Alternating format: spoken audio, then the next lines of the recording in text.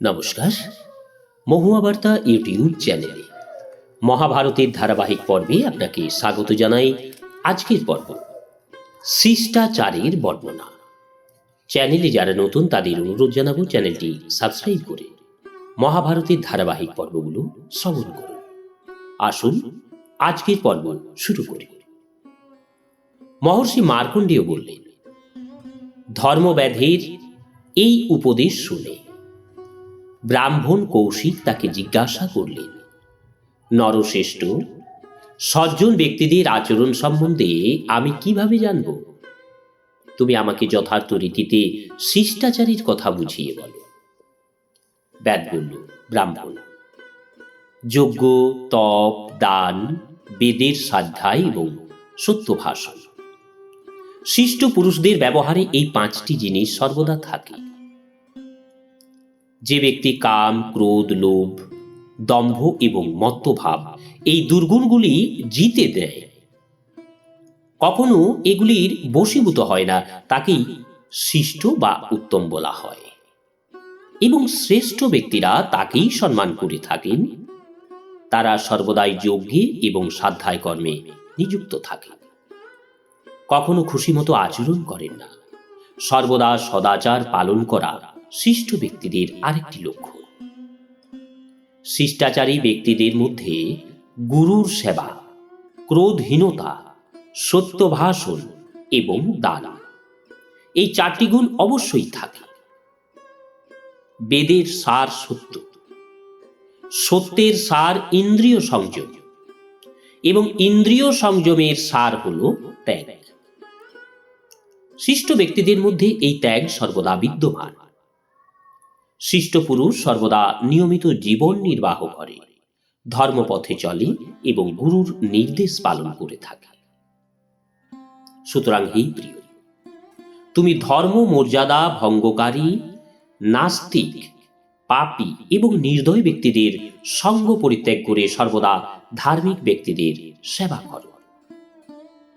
এই শরীর এক নদীর মতো, পাঁচ ইন্দ্রিয় জলের মতো, আর কাম ও লোভ এর মধ্যে কুমিরের মতো বসবাস করে।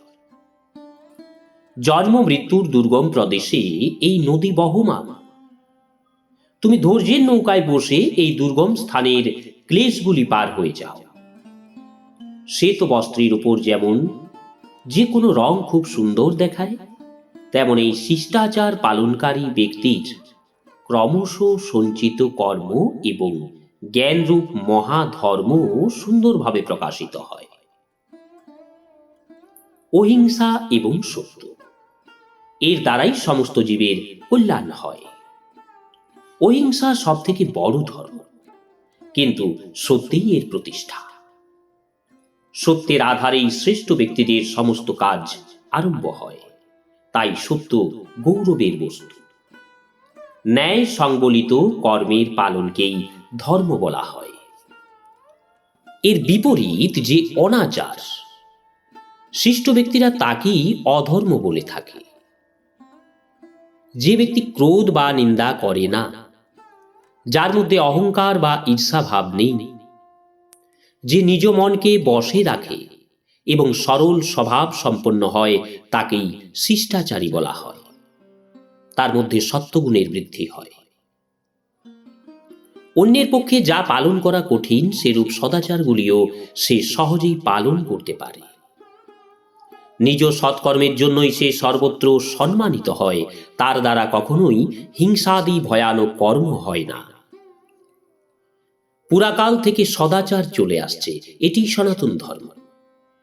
কেউ এটি দূর করতে পারে না। সর্বপ্রধান ধর্ম তাকেই বলে যা বেদ প্রতিপাদন করে।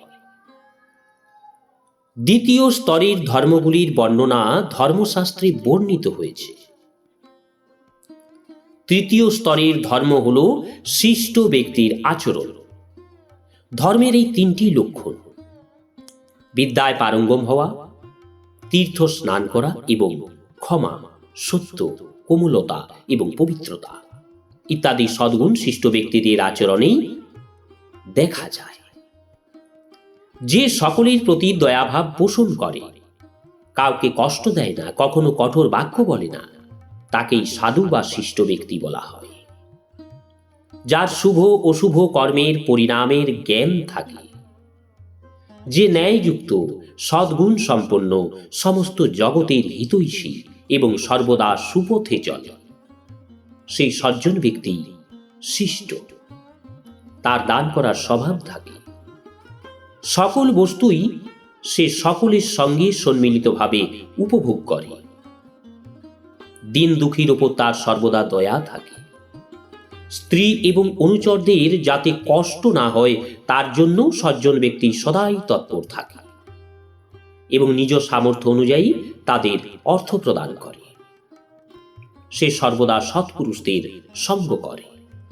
অহিংসা, সত্য, ক্রূরতার অভাব, কোমলতা, অহংকার, ত্যাগ, লজ্জা, ক্ষমা, সম, দম, বুদ্ধি, ধৈর্য, জীবে দয়া, কামনা এবং হিংসাভাব না থাকা, এগুলি হলো শিষ্ট ব্যক্তিদের গুণ। এর মধ্যেও তিনটির প্রাধান্য আছে।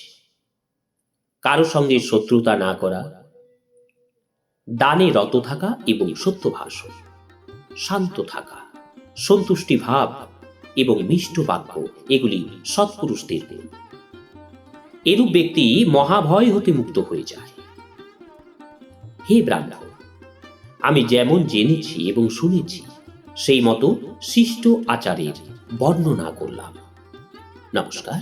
আজকের পর্ব এখানেই শেষ করছি। আসবো আগামী পর্ব নিয়ে ধর্মের সূক্ষ্ম গতির বর্ণনা এবং ফল ভোগে জীবের পরাধীনতা।